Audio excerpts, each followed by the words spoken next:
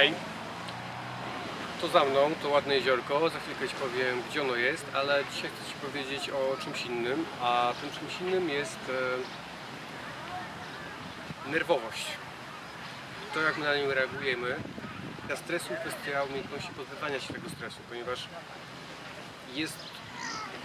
żyjemy w takich czasach, gdzie trudno nam nie stresować się czymś, bo zawsze coś się może wydarzyć. To nie jest to, co było kilkaset lat temu, gdzie było wiele mniej powodów do stresowania, do zdenerwowania się, a umiejętność tego, jak będziesz sobie radził ze stresem, decyduje o tym, jak będziesz miał po prostu spokojne życie, a nawet to, jak będziesz długo żył, ponieważ może nawet sam słyszałeś o takich przypadkach, kiedy ktoś tam bardzo się stresował czymś, dowiedział się, że coś się wydarzyło, coś mu ukradli, nawet przeczytał jakieś wiadomości i potem taki efekt, że zawał serca, wylew i tak dalej.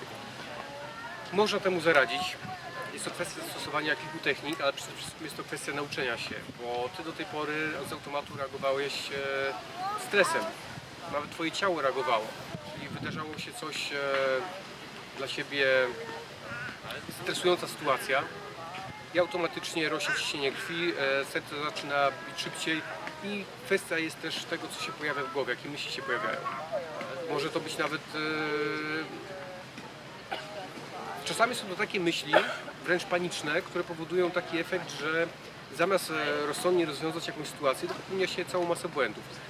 I na przykład może zwrócić uwagę na coś takiego, jak wysyłano pierwszego człowieka na Księżyc, jak przygotowywano astronautów, jak była robiona misja Apollo, to przez rok wcześniej ci astronauci byli szkoleni. Oni codziennie po setki razy, po tysiące razy wykonywali określone czynności, określone cykliczne czynności, które oni powinni wykonać w tym zamkniętym pomieszczeniu, gdzie byli, w statku kosmicznym. Bo pozwolenie sobie na stres, na jakieś paniczne zachowanie, jakieś nerwowe zachowanie w miejscu, z którego nie możesz wyjść, nie możesz uciec, a tak naprawdę cokolwiek jak źle zrobisz, albo zrobisz za późno, albo zrobisz za wcześnie, może wywołać taki efekt, że po prostu zginiesz. Nie ty, tylko ci astronauci. Więc oni byli przez rok wcześniej tak szkoleni, żeby cokolwiek się przydarzy im w życiu na tym statku kosmicznym, żeby ich to nie przeraziło. Czyli jak nagle usłyszą jakieś pukanie, żeby wiedzieli, co to może być i jak na to zareagować.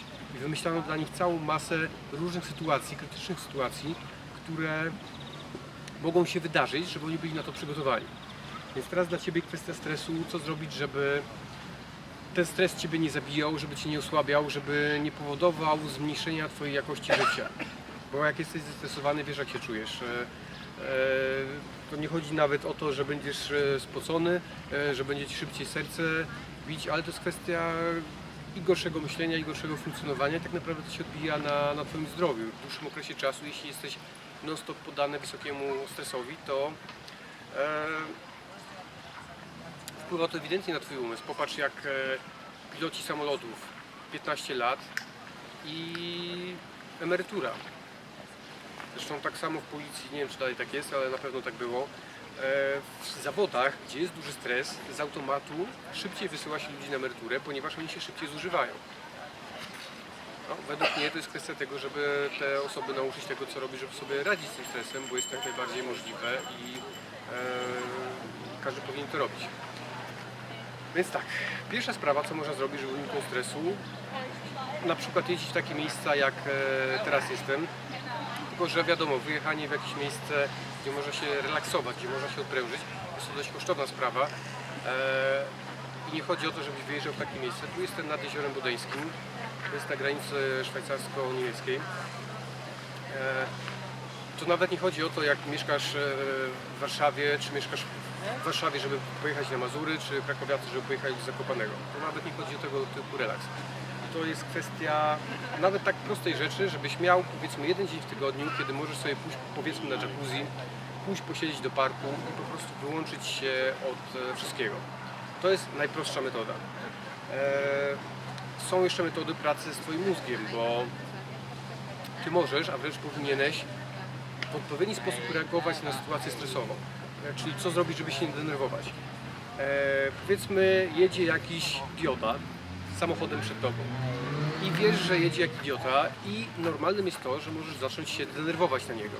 Tylko że tak na początku warto się logicznie zastanowić, po co się denerwować. Czy to, że ty się będziesz na niego denerwował, spowoduje to, że on zacznie jechać jakoś normalniej?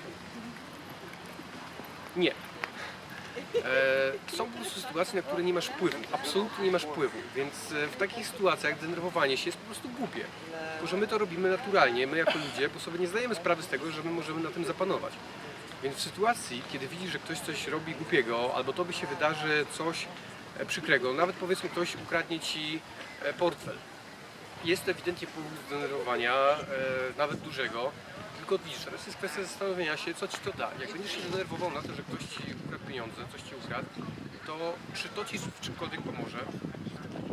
Nie, oczywiście nie pomoże, poza zaspokojeniem twoich emocji, powkurzasz się na kogoś. O wiele lepsze jest w takiej sytuacji po prostu zastanowienie się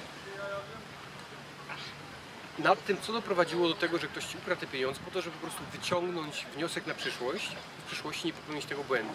Ja wiem, że to jest łatwo powiedzieć, gorzej wykonać, bo jak zdarza się nam naprawdę taka nerwowa sytuacja, taka bardzo stresująca sytuacja jak kradzież, to nie jest to łatwe do opanowania.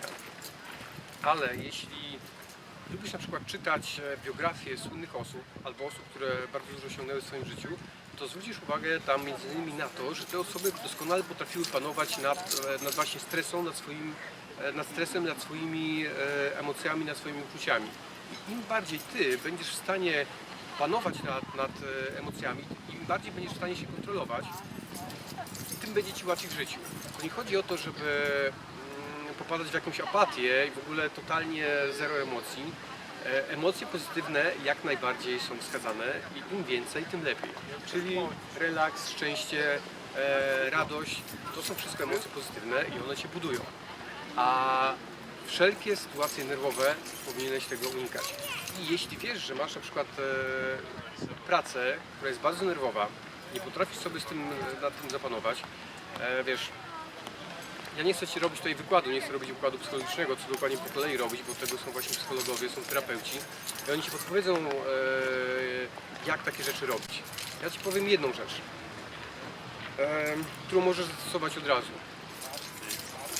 Jeśli coś cię zdenerwowało, to jest kwestia tego nawet, jak ty będziesz na ten temat myślał.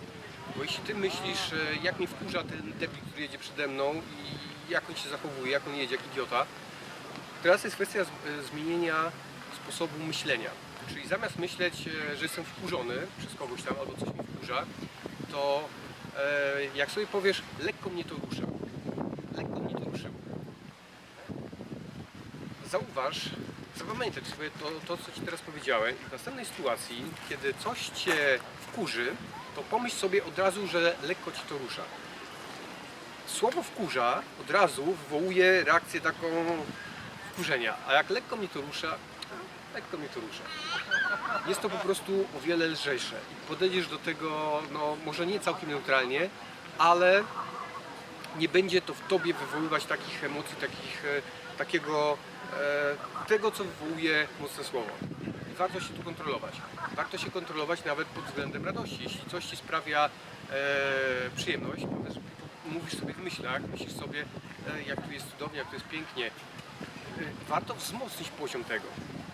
Czyli, ależ tu jest fantastycznie, jest to absolutnie cudownie.